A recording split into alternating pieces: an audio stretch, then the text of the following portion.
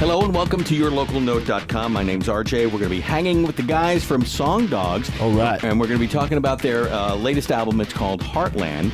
And we'll talk about some of their other music out there too, like Wild Country. That's all coming up in just a few minutes. But we're going to play a song off their album Heartland. The song is called Forevermore on yourlocalnote.com.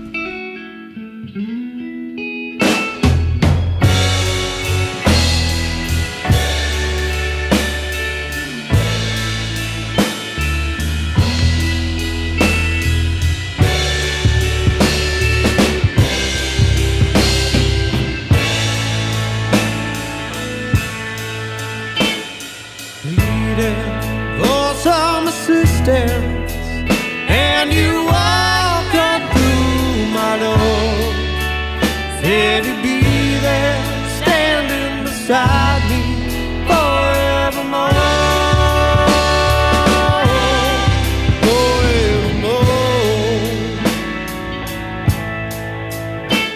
Though I put up resistance from an all too distant shore, said you love me forever, forevermore,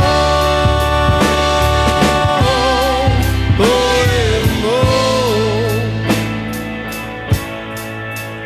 And I fought back, react, hit a mess I couldn't win.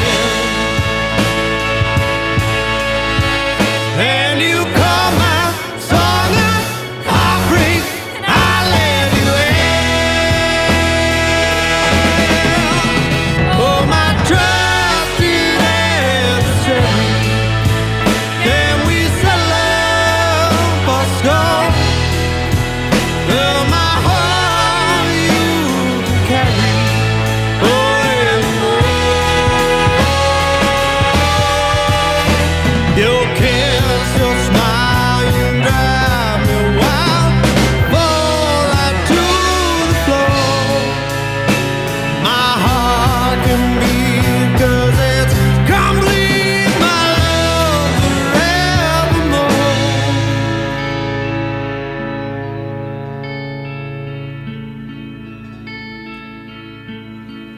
You said you love me forever, forevermore. You said you love me forever, forevermore. You said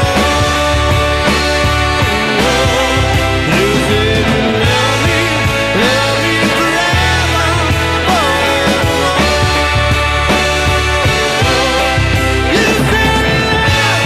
You said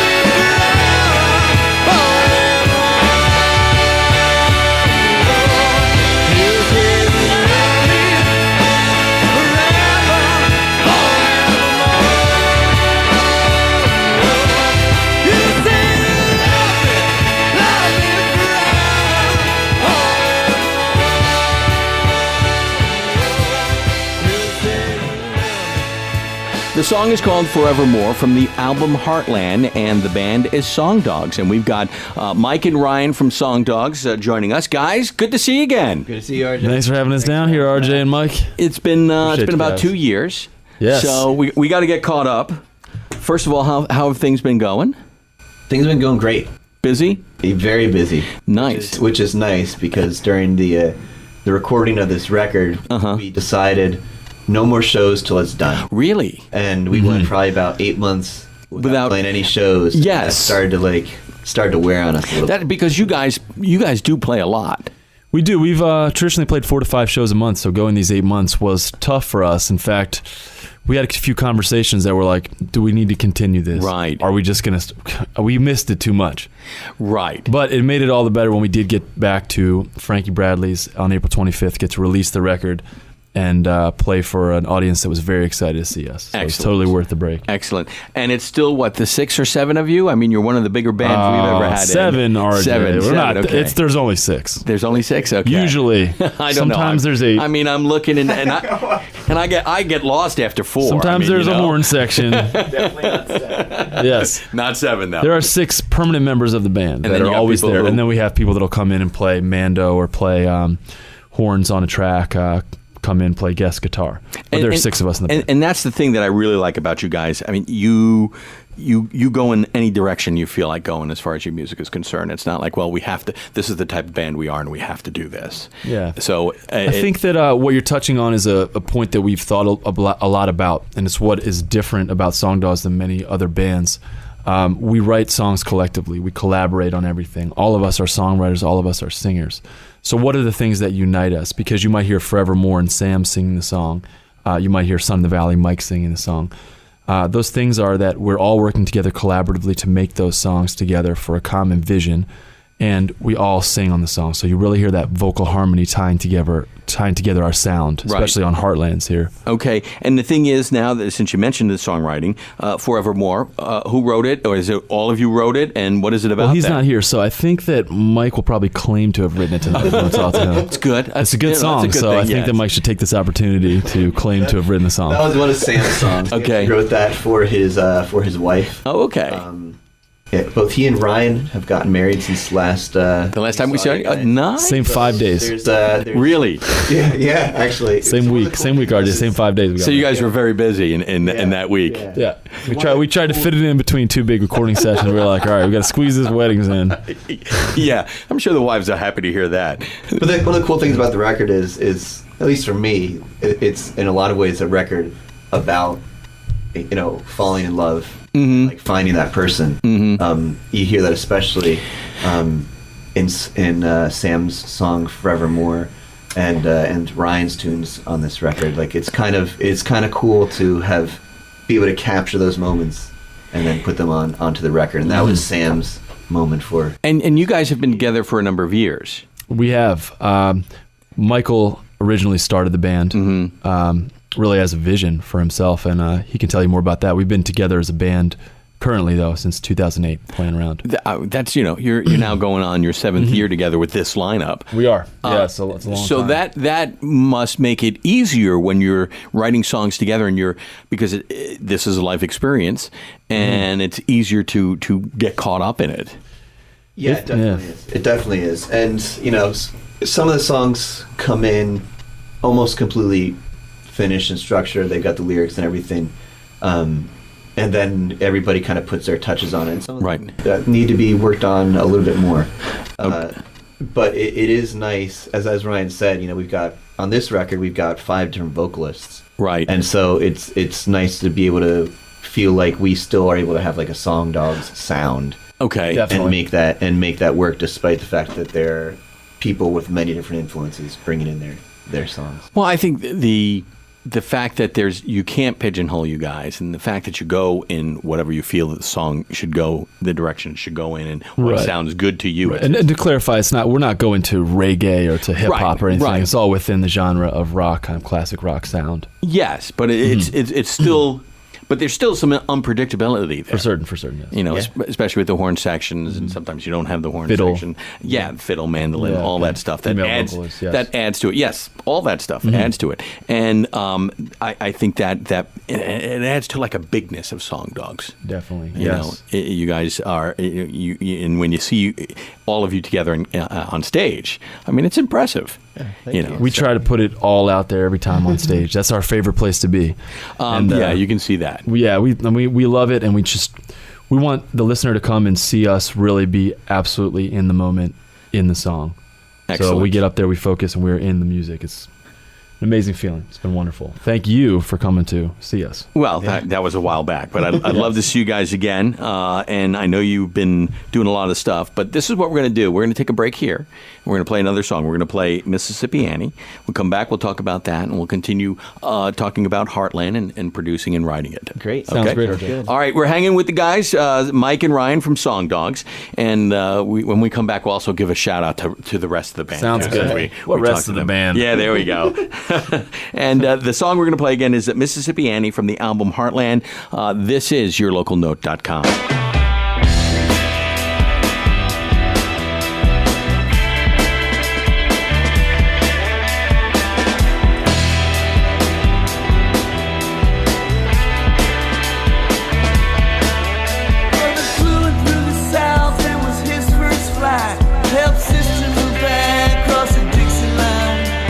Staying at it.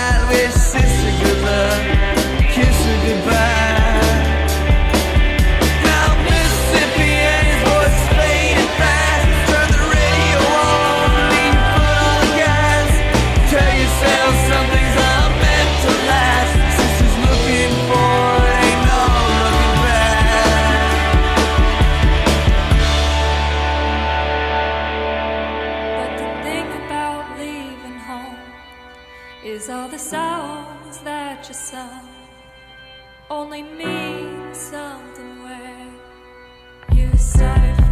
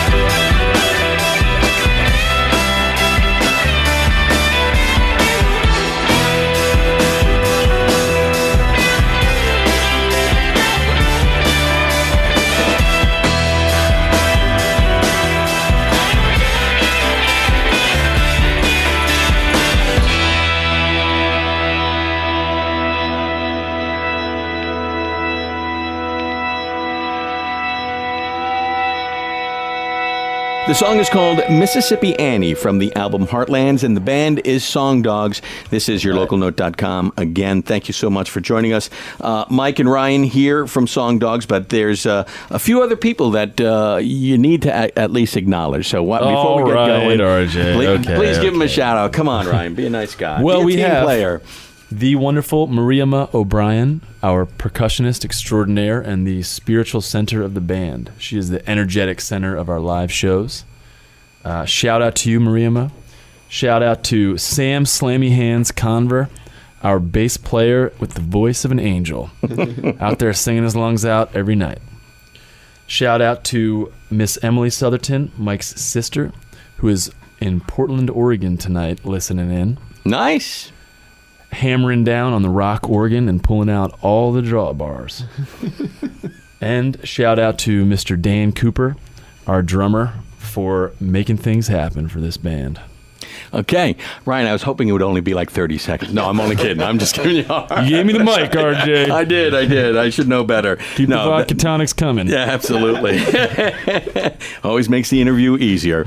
All right, let's talk about Mississippi Annie. Okay. Did you write this, Mike? Yeah, Emily and I actually wrote that driving back from Mississippi. Okay. So that's actually a true story. Okay. Some songs are kind of, Right. made up, but that's pretty directly true. Okay.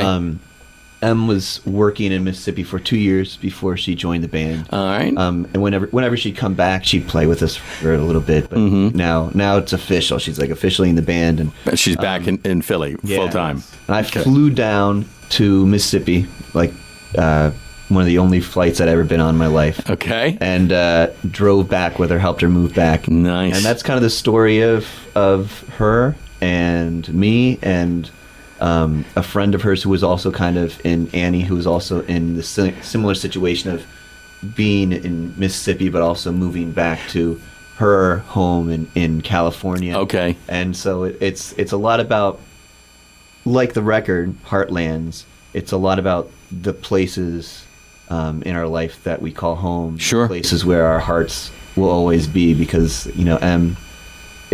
Mississippi is still so much a part of her life. Oh, okay. And so even though she only spent a couple years there. Yeah, so driving That's interesting. home, we kind of wrote this song about the story. That's cool. Yeah. That's a cool story. I find I can relate to that because I've moved all over the place with radio. But I'm the opposite in the sense that even though I've lived longer away from home now, home is still Long Island, New York. I mean, that's always my home. Yeah. So even though relatives are not there anymore, it's, a lot of people have moved off. I'm still deep down inside a Long Islander, which a lot of people will be like, really? You're really claiming that's your claim to fame? Well, what's wrong with you? But no, home is home. Where you grew up, that has a big influence on you. So definitely. Very, very cool song. All right, let's now talk about the album, Heartlands. We were talking while this song was playing. You produced this then, Mike? Yes. So there's a do-it-yourself type Yes, it stuff. is. Now, do you have your own studio? Well, we kind of were at the point with the band where we realized, we needed to be a little more self-sustaining because we couldn't be spending, our future children's college funds recording records right. for Future the rest children. of our lives. So, Right.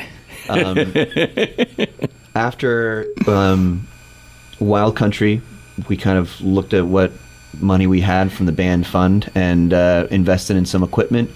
And I've been, making records. Right. And I'm glad we're vidcasting now. Yeah. Yeah, I can see that. You see Yes. the quotes. Yes. I've been making records like on karaoke machines since I was like a kid. Where Okay. you'd, like, play one side and then you'd flip it over and you'd like double track onto the other. Right. So but this was the first time that I'd ever sat down. And I was like, all right, let's really try to do this for real. So you're self-taught as far as the equipment is I guess concerned. so. That's the interesting thing about DIY, though. It's like never yourself. And throughout this whole process, I leaned on a lot of like musical gurus to like, help guide me. And I think that's important, though, not Yeah. for a number of reasons. And you do need that outside ear. Oh, yeah. Because you guys have an idea and a vision, but sometimes you're just too close to it. Oh, yeah. And a fresh set of ears can hear something, and it could, one, reaffirm what you guys are trying to accomplish, or two, point out something that say, hey, why don't you try this? And you tweak it, and it adds so much to the song. Absolutely. So that's a good thing that you do that, because that's not the easiest thing to do. No, it's not. Especially when, there'd be nights when I would be up mixing till like 4 o'clock in the morning. Really? I just kind of sit there and you're like, all right, I'm going to get these sounding great and I'm going to get these drums just right. And then you'll wake up the next morning and you're like, I didn't think that sounds very good. Or you take it to somebody and you're like, what do you think? And they're like, ugh, I don't know. Yeah, So- that's got to be the most depressing part after putting all that out, all those hours in. But at the same time, then we worked with Rob Swift, who helped engineer the record. Okay. He was in the now on hiatus band The Rivals. Okay. But he also teaches guitar lessons at Swift Lessons and still runs Nomad Studios, where we record our drum and bass. We record them there. Okay. So he helped me a lot. The record was mastered by Jeff White. And his ears were really valuable in saying, you know what, I think we need a little more oomph around 120 hertz in this kick drum. Right. Like, let's boost it up there. And then he'd like look at me and be like, yeah, and I'd be like, oh yeah. Yeah. So those types of things really helped the sound come together and really helped kind of guide me in the mixing process. And it's a struggle now, and we've talked about some of the challenges you guys faced while the song was playing. As far as the transition we're going through because of technology, because of you have a large number of people who don't think that they should pay for music, that they should get it free. But another challenge is with that the expense of making an album. Yeah. But we were fortunate enough to interview David Ivory, who's a local producer, and he did a great thing for us. He brought in a song that was sent to him by a band to, I guess, as a demo to check out, and it sounded good. Mike and we didn't listen to it beforehand, so we listened to it. It was like, wow, that sounds pretty good. Okay. Then he showed us the version that he produced and worked on, and it just jumped out of the speakers. So much better. Wow. You could really hear the difference. And so I'm glad you're going with outside ears because that's really important. And because he showed, he goes, you need that. You need an extra person to be able to say, right, okay, this is good, but here I can make this better. We also with this record had, we were fortunate through Root Down the Shadow, which is a Philly blog. He hosted a listening party at his place for us. So we had about, 20 people in and around the industry who just came and listened to a like a pre-release version. Yeah. They wrote their notes down because DIY is never yourself. It's always a community, and they gave us feedback on all the tracks. We really took that into account. Like, okay, well, maybe there's some things that we are biased to. That's really cool because the thing is, DIY is important because of the expense, and like you said, it now allows you to do more music instead of saying, okay, we just spent a couple grand on this album. It's going to be 3 or 4 years before we can get that money again to do something else. Here, doing it yourself, you probably can churn out another one within the next 12 to 18 months.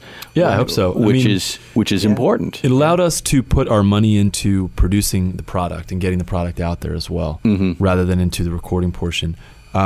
We did spend on equipment. We really tried to get the highest fidelity equipment that we could get, right? The best quality recording for the money we had.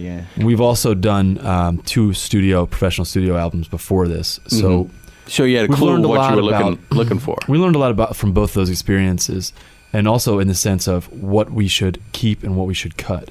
One thing that was really surprising when we started to make music with professional producers in the area was that our songs would just cut in half.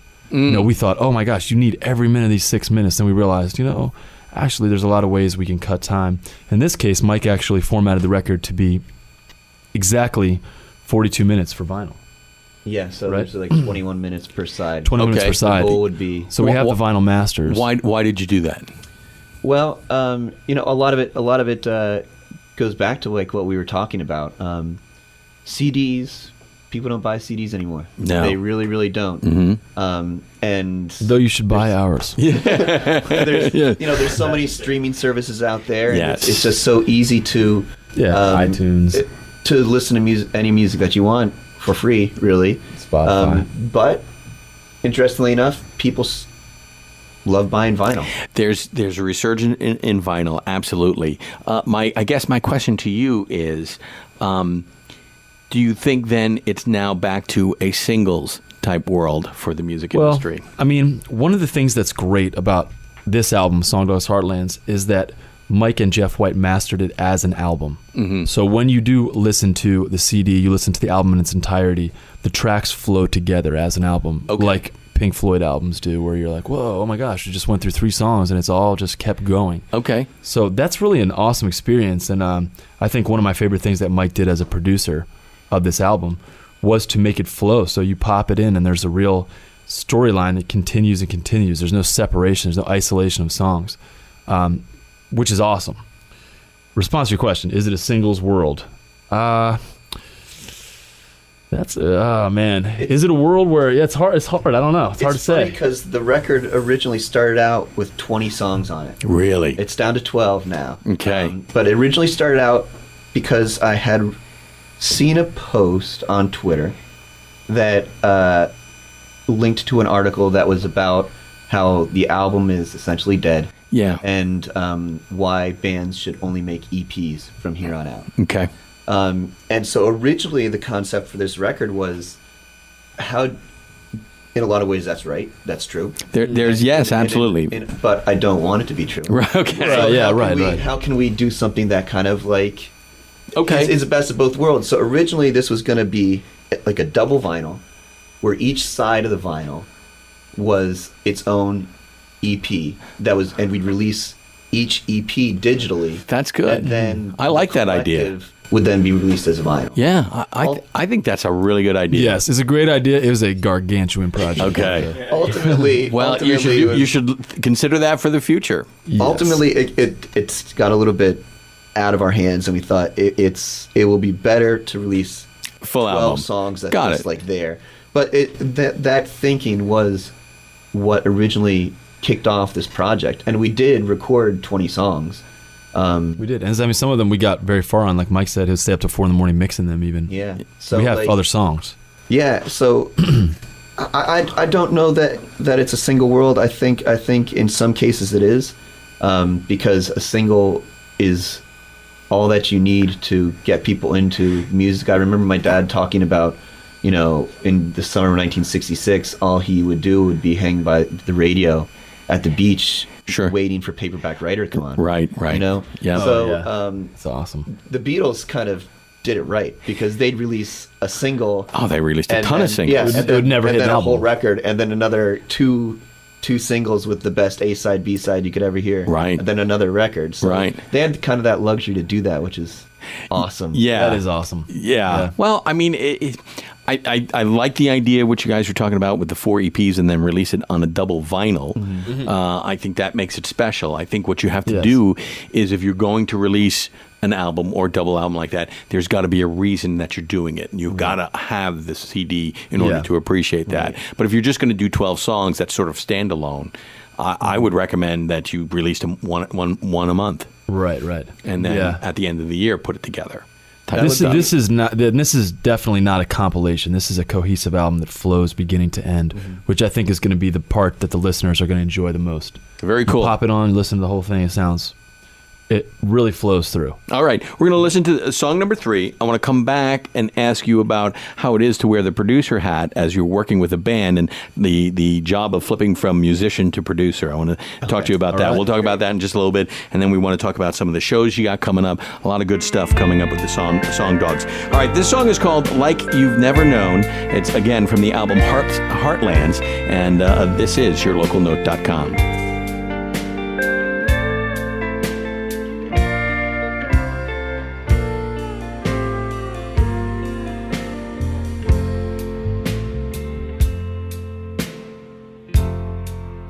When you look into the mirror,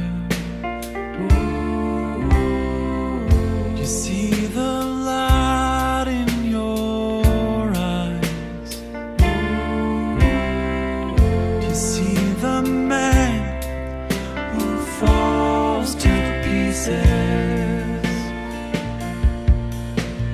every time you smile.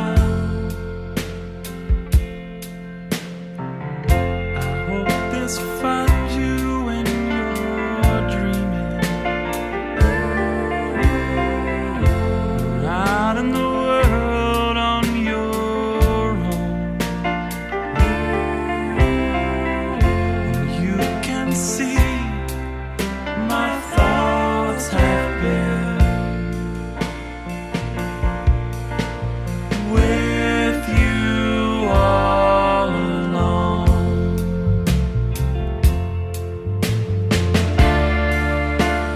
Life can be a penance to be served out here alone. Let me lift your sentence and show you the world like you've never known.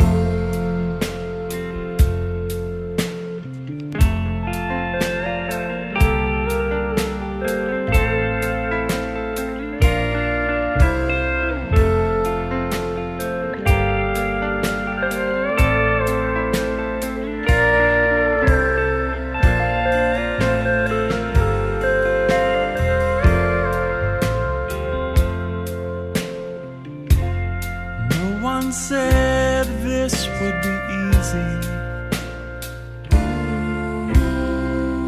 'Cause nothing in the world is standing still. No one knows what's waiting round the corner. No one ever will. No one ever will. All right, the song is called Like You've Never Known. The band is Song Dogs from the album Heartlands. You just released this in April, right? Yes, we A did. couple of weeks ago. April And 25th. again, you're listening to that and you got the slide guitar going. I mean, it's just, again, you're moving in different That's directions. Mike on the pedal steel. I enjoy He that. drove down to Tennessee just to get the pedal steel. Really? And drove 23 back. hours. Nashville? And everybody was like, you sure you want to drive down there to buy that and come back? And he was like, yeah, man. I'm just gonna go solo. I'm just gonna drive. Really? He went by He himself. drove down there and back. Bought the pedal steel. So was it in Nashville or was it someplace else? It was right on the borders. It just went into Okay. the Tri-Cities. Okay. Yeah. So that's Tennessee. that's not near there. But Nashville's a great city if you guys ever get a chance to go there. Yeah, I've seen some great guitar players down there. Yeah. Wow. It's a lot of talent down there, and it's a fun place to be to see a lot of great music. Okay. As I was saying before the song, Mike, you produce this, but you also play. You write. How difficult was it to switch hats? It was at times pretty difficult. We didn't go into it thinking that I would be the producer. We kind of just went into it. I guess I don't know what we were thinking. we just I don't know. that you mentioned it. All right, Looking back, show up I'm like, Saturday, I don't know. 8 a.m. and then you took it from there. Yes. Yeah, but the band kind of said you should get producer credit on this. That was kind of an honor Oh, that was to nice. get that from them. That was nice. I guess it was tough, especially when it came to cutting songs. It started to get to, you felt really attached to certain songs, Right. But you had to think of the record as a whole. Was it a group decision, or was this decision fall on your shoulders? Which one to keep and which one to leave? No, it was always group decisions. That's Okay. kind of one of our big things. We always make all of our decisions, as a group. I got so obsessed with this record for, we actually recorded for 8 months, but I was thinking about the whole idea for months before that. So I was writing emails to the band every single day. You were like 20,000 word emails about the 4 EPs and the character of each one. After a while, Ryan, you saw an email and you're like, I'm not opening this. I still open them. I mean, it was definitely more interesting than other stuff that I could browse through. So I think in those emails I would talk about what I was thinking. Mm-hmm. I remember the first time we started to broach the subject of not doing 20 songs. Okay. That was a tough decision. Yeah, it was. But I had a couple that I thought just weren't clicking. Right. Mm-hmm. And being the person who was sitting at home and listening to the song over and over again and trying to mix it, and there were a couple that were just it's not. How many hours do you spend on one of these songs, Mike? How many hours would you spend on one of these tracks? Oh, I don't know. There's 12. We'll say Sun in the Valley, our first single here. How many hours would you think you would spend I don't know. making that? 100, 200. Jeez. I mean, No. Isn't that unbelievable? And the thing is this. for a 4-minute song? And the thing, yeah, but I can see that. Yeah. So that's a Oh lot my God, of mistakes. I guess. Well, there's mistakes. Well, I mean, hey, whatever. It's a lot of just Yeah, but- decisions and trying to Probably, figure I it would out. say maybe that might be much. I would say 100 hours, maybe. 100 hours on a 4-minute song. I mean, but But that's for the some of love those that songs. goes into this stuff. But you're listening and you're listening back. You're listening. You Oh make my a gosh, change, yes. and then you're going to listen to it another 10 times just to Yes. make sure the change is there. And then you may well, I'll take it out, and you go back and forth. I can see how that time adds up. Now, my point is, Yes. if you're paying a producer to put that much time into it, let's just say We never they could. don't do 100 hours because it's not their baby. I'm Right, sure that right. part that attributed to some of the reason you put so much time into Definitely. it. But cut it down to 25. Right. No, yeah, we couldn't even do it. You're talking at $40, $50 an hour. I mean, that adds up. Yeah. Yeah. And that's the challenge that bands face. is. And this is something that, we want to, at this site, one of the things we like to do is to educate people on how much time and effort and money it costs to make one song. Yeah. Absolutely. And, I don't think people fully appreciate that. And From the very beginning, to set up and mic a drum kit and do it right, you're looking at 2 hours Right. there before you've even Yeah, hit it's a record. long- Yep. Anything. Long process. so you just spent $80 if you're, at a studio that's charging $40 an hour. And 40 if bucks you an hour is a if good you deal. can get that rate. Just to say, yeah. So, I mean, some songs were awesome in the way that they came together, and I was like, oh, I don't have to do anything. Nice. It's just Yeah. for example, one of the songs on this record, Lucky, is pretty sparse, and, maybe we only spent 15 to, I bet there might have only been about 20 hours on that song. Only 20 hours. But that was the fastest one.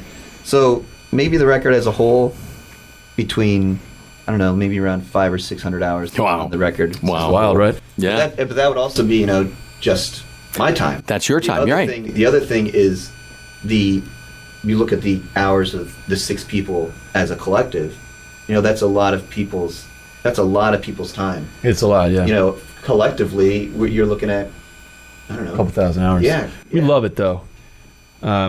It's a labor of love. Yeah, you have to. Otherwise, you can't do it. Sometimes, actually, RJ, we'll even get show offers that it'll say in the email, just so you know, this is for the love of the game kind of thing. There's not going to be any. There's not going to be any. So you know what's going on. This is a for the love of the game kind of gig. Yes. One thing that you mentioned earlier was just about media and the changing media in because of the technology. 2015. Yeah, because of the technology. So one of the things that media helps us the most with is to get people to our shows. Yeah. Because our biggest the biggest way we're able to continue as a band is for people to come to our shows. When our shows are well attended, it's great, and we get to produce more records and put out vinyls and play more shows and all this kind of stuff. So media has been a great way for us to access an audience that loves classic rock, that loves Dawes, that loves roots rock, and can really get into Song Dogs and then come out to our shows. And that's one of the reasons we've been able to go on since 2008, is because we've had such a wonderful band of family and friends around us that has supported us. I mean, and you make a good point. There's good and bad with technology, and as it progresses. And I think where we are, and what I probably should maybe restate, is because of the new technology, we're trying to figure out how we can maximize it to our benefit. Absolutely, and, yes. make money and pay for what we we love to do. And I think that's the big thing. Yeah, absolutely. And we're going to and that's what we're trying to do here. We're going to continue. We want to share ideas. That's why I ask about the different things you guys do, because we talk to all different bands and we get their ideas. What are they doing? What works? What doesn't work? And see what we can do to have fun here in the Philadelphia area as far as music is concerned. Because that's why you got into music, because you loved it and it was fun to do. So you want to continue doing that. Continue feeding this. We have so many songs we want to record. I'll tell you that. That's cool. All right. I mean, we're all songwriters, and we got songs that sound great that we want to get recorded. Yeah. And you were talking about people following you and seeing shows. Absolutely. Let's segue into shows. Where are you guys going to be in the future? We have some amazing shows coming up. We're going to be playing with a band from North Carolina called River Wireless. They're on a national tour of venues and festivals. Young band, lots of momentum behind them. 3 singers, similar to Song Dogs, multiple singers. 3 guys and a gal, I believe. So we're going to play with them at World Cafe Live June 4th, River Wireless and Song Dogs. We're going to be playing at Spruce Street Harbor Park, which is actually a free show. Are you familiar with the venue outdoors? Mike, wonderful. big time. Come down, lay in a hammock. We're going to be playing with John the Conqueror. Killer rock band. They're so good. They tour Europe. They tour the United States. They're awesome. We're going to be playing 9 to 10. They're 8 to 9. And we're also going to be playing on June 12th. And Mike can explain. I forget the name of the venue. It's on Essington. Yeah, the deck in Essington. Oh, nice. Playing June 12th. That sounds nice. Yeah. Yeah. On a deck, can't beat that. Yeah. Nice You weather. can't beat summertime in Philadelphia. It's Cocktail or wonderful. 2. Yeah. Right. Jeez, RJ. I think I'll be there. Yes. So we got a lot of great shows coming up. If you're listening, if you could check out our Facebook, you check us out at wearesongdogs.com. We'd love for you to hear this album. We think you're going to like it. Okay, very cool. And website? wearesongdogs.com. And it's on the That is correct. on the video. Facebook, Twitter. It's all there. Yes. Yes. I like to go over it though. You know, wearesongdogs.com. just to be clear, but it's there. All right, guys, we really appreciate you hanging with us. Hey, It's been a great night. we've loved hanging out here in the skyline of beautiful Philadelphia. There we go. All right, real quickly then, the last song, "Sun in the Valley." What is this song about? This was a song that I wrote, and it was actually cut from Wild Country. It was not coming together. It Didn't was make the one of cut. those Didn't make it. that we really liked in practice, and we were thinking, yes, This is the hit. And we got in the studio, and our producer Bill Moriarty taught us a whole lot when we were working with him. Was just like, this is not there, guys. Really? So that was cut. And we, How difficult was that? was That had to tough. be. I mean, it's tough to listen to somebody, but you got to take their opinion. We really respected his opinion. Okay. Yeah, He had and, quite a body of so work behind him. we sat down and worked it for the year that we took off. Well, didn't take off, but year that we were promoting Wild Country, and then it wound up becoming the first single and one of the centerpieces of this record. Very nice. Yeah. Okay, very cool. All right, guys, thank you again. Just great hanging with you, talking with you about Great music. hanging with you guys. Thanks, Mike. All right. Again, we'll have we've got another vidcast, and of course, I'm always me know. prepared. Yeah, I'll let you know. Find out with everybody else. Where we at? I'm not sure where we're at when it is. I got to look on my calendar here. So, but while we have another vidcast coming up, this vidcast is going to be featured on our homepage in 2 weeks. 2 Mondays. 2 Mondays from now. Yeah, a week from this coming Monday. It will be featured on the homepage for a week. What date is that? June 1st. June 1st is when we'll do that. Yeah. Exactly, yes. Yeah. So, let's see. Oh, we got Monday. Because we're playing June 4th, so that's great. Yeah. Okay, very cool. We got Ross Bellenwall coming in. Yeah. Awesome. So he's Nice coming up. pronunciation. Yeah, you like that, huh? Yeah, I've struggled myself. We played with him before. He's a wonderful musician. Yeah, he's a good guy. We've Yeah, had him he's in a couple times. I'm not sure if he's going to be solo or if he's bringing his band, Diver. I think it's probably solo. Okay. He's Yeah. releasing a lot of solo stuff. Great musician, okay. Yeah, he really is, and a great guy to talk to, and he's been all over the place, and so we got him coming up on Monday. That's our next live vidcast. But again, Song Dogs, new album Heartlands. Check it out. Check out their shows, and we look forward to catching up with you guys again. Thank you very All right. much. So much. Wrapping Local note. Okay, wrapping things up with Sun in the Valley on yourlocalnote.com.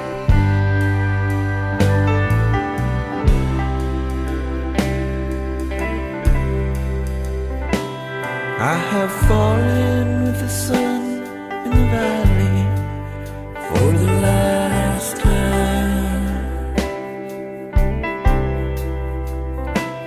There's a boy, he lives in the city, and I drop him a line saying pick me up on that 8:15 next Sunday morning. The mistakes I've made cannot follow me. A sin in the city don't mean nothing. I remember when they found my brother on the county line.